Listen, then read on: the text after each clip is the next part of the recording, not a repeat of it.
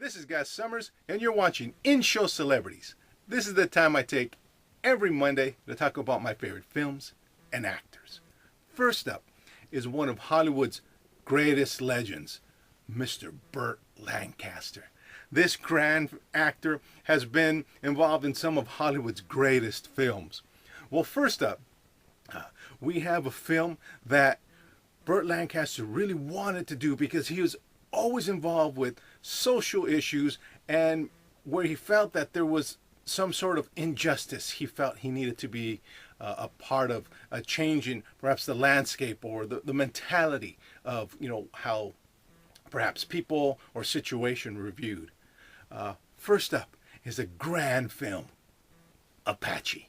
He plays Masai, the second in command to Geronimo, who refused to surrender the way Geronimo did.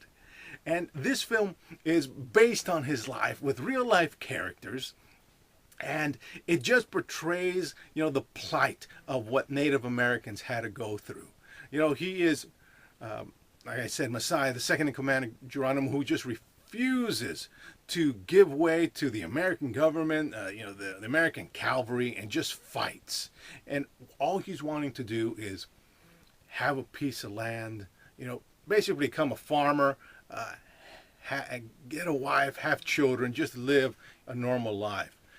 But, that's not in the cards, as we know historically. But he's relentlessly pursued by Al Sheber, a real life cavalry scout who is known for capturing not only Geronimo, but also Masai.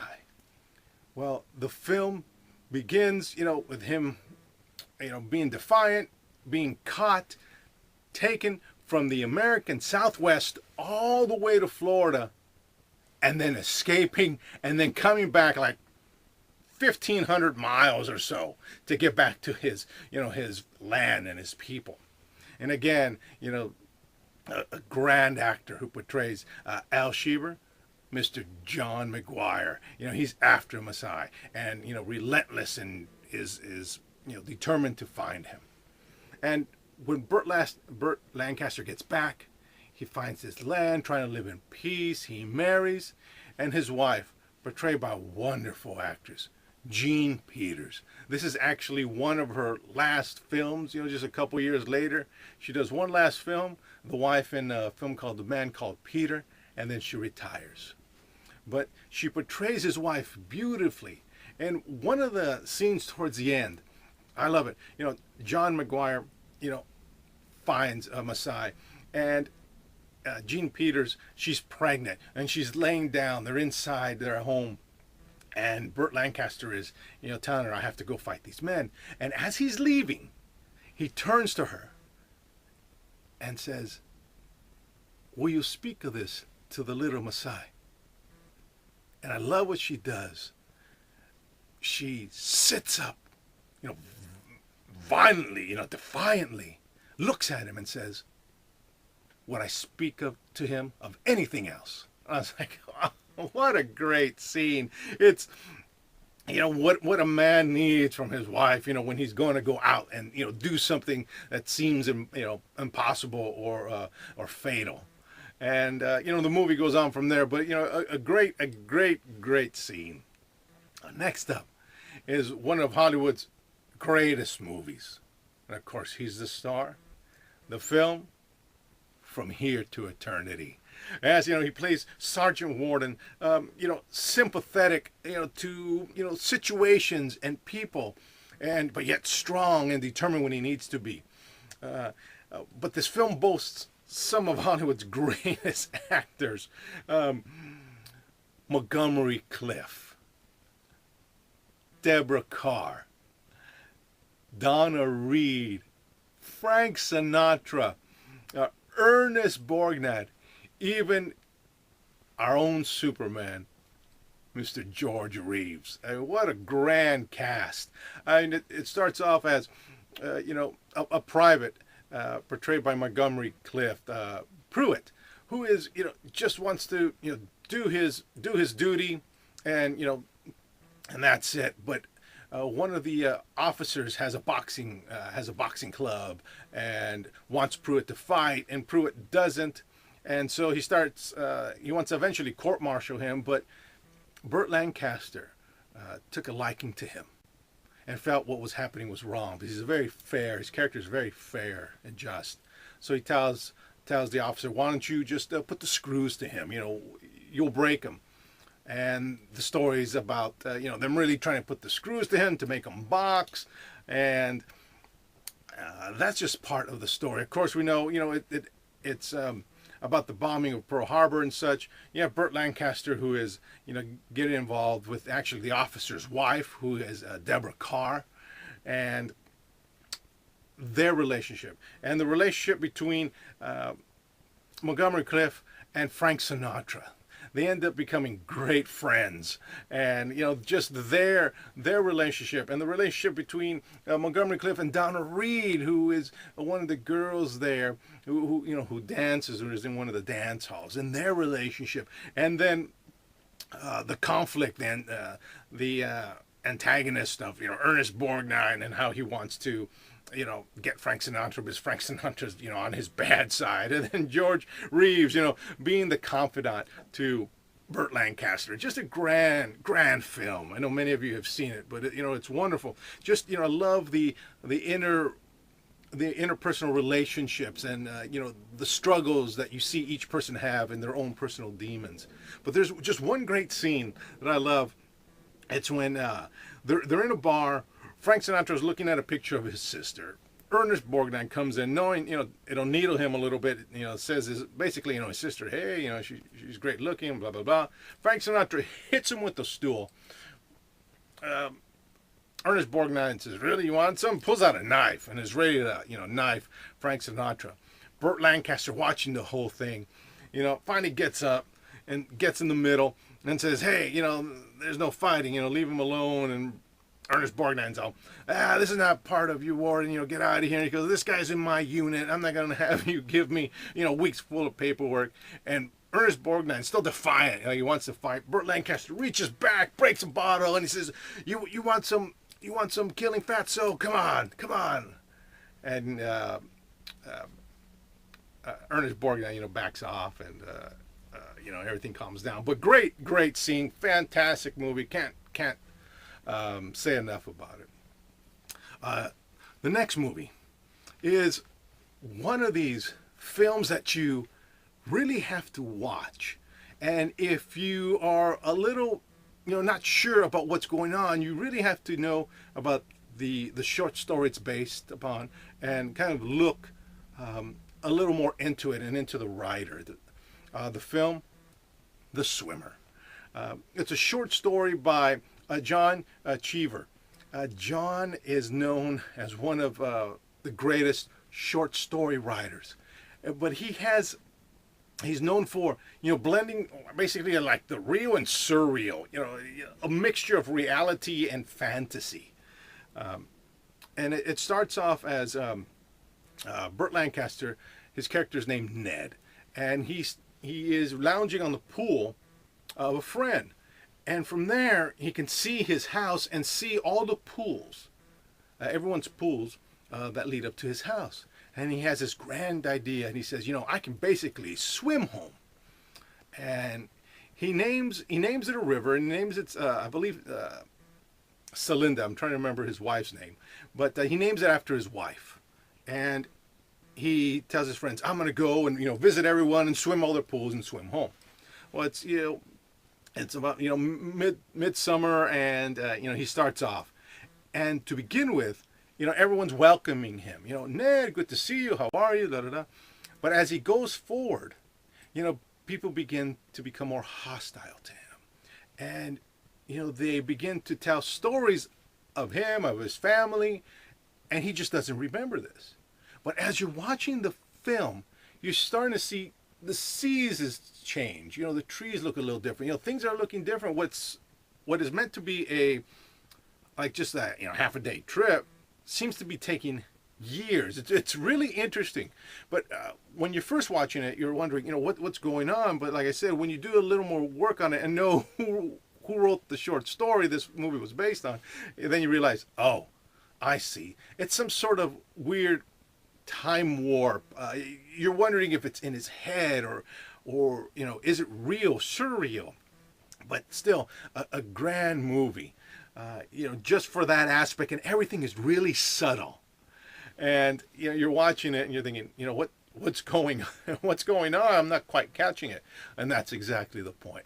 But grand movie, and it's one of those movies where it's just basically him and a few actors, and you can just see his talent and him thinking about what's going on in the scene and wanting to portray to us. A grand movie, great movie.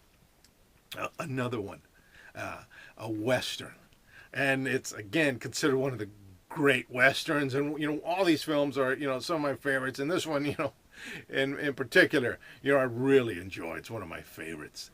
The film, it's Elmore Leonard's Valdez is Coming. It's he portrays Bob Valdez, the sheriff from Laredo in Texas. He was brought in to try to calm a situation between a former soldier and a local landowner, and he inadvertently kills the soldier, and felt that he was brought in to do that, to take care of the situation, so he feels that it's not right. And to help his widow, the town and the landowner should pay $100 each to give to the widow to help her.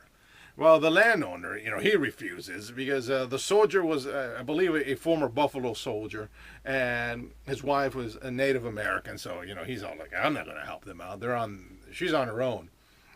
The landowner, again, one of those actors that is just known for one of these, these tough, steely type of man. John Cypher, he just plays Tanner. Just, I'm a landowner.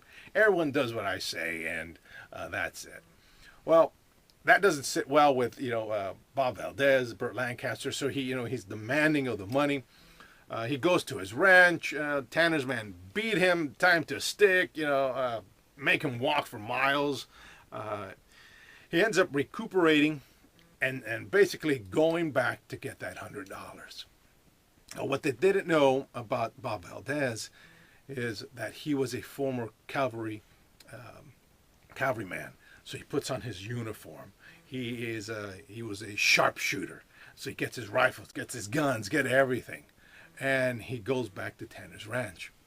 And just a couple scenes.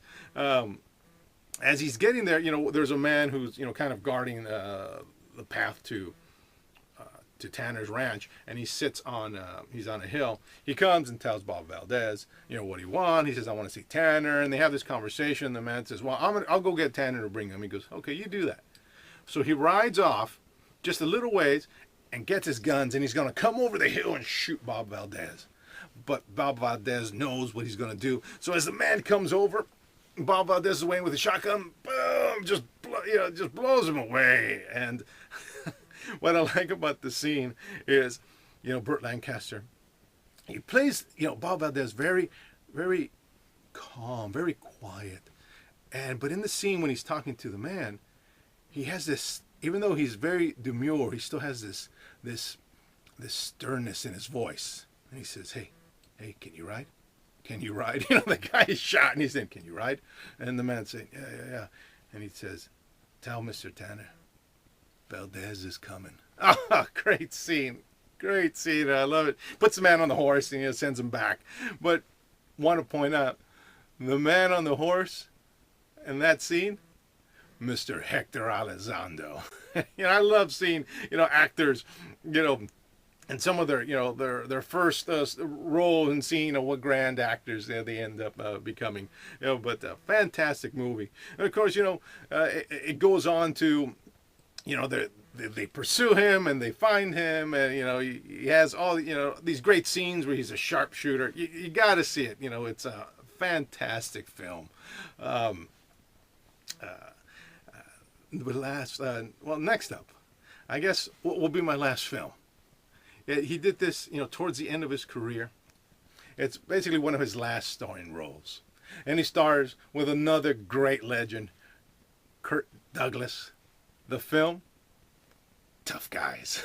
Yeah, Yeah, they portray Archie and Harry, two former gangsters. Their last crime was they stole a train. They were caught, thrown in jail in the 50s, spent 30 years in jail, come out in the 80s, and to them, it's an alien world. It's a whole different world. You can imagine being thrown in jail in the 50s and not seeing all the changes of the 60s, 70s, 80s. So they're having a terrible time adjusting. Burt Lancaster's character, he is, too old to work, so he's put in a retirement home. Kirk Douglas is still young enough to work. They put him in an ice cream shop, and he's like a grumpy old guy. You want ice cream here? You're kidding. Take this. So it's hard for them to adjust. And their parole officer, another great talent, Dana Carvey. He plays the parole officer as as someone sympathetic to them, but idolizes them as well. So he lets a lot of things slide. But it's a comedy, and he adds the right amount of comedic element to the film. But the chemistry between Burt Lancaster and Kirk Douglas was beautiful because it works. It's them being funny, but just being them. But there's a great scene I want to talk about, and it's when they finally get fed up. They're trying to dress kind of modern. Well, Kirk Douglas is trying to dress modern. Be hip with all the funky clothes, the t-shirts, the pants, and Burt Lancaster, dressing his cardigans. Kind of like an elderly man. They get they put on their suits. They're talking about life, and they say, Kirk Douglas tries to say, we got to get back to what we're doing. Finally convinces Burt Lancaster to do something. While they're walking by, there happens to be an armored car there, and they stick up the guards, and they do it so fast that the guards don't even know what happened. And when they get to the place to look to see how much money they got, they had a roll of quarters. And Kirk Douglas says, a roll of quarters, I can't believe that. But it's funny in that as they're covering, the news is talking about it, they're saying, these weren't old men. They were young men who had old masks because it was too quick. It was too fast, and no one can do it that fast. They have to be young men, not old men. It's just funny little scene, but that's one of many of in this film. You definitely got to see it. But this grand actor was an Academy Award winner, Golden Globe winner. Nominated for various awards throughout his career, and definitely someone that you just got to watch his film. He has a wonderful filmography, so many films. Just today we talked about Apache, From Here to Eternity, The Swimmer, Valdez is Coming, Tough Guys.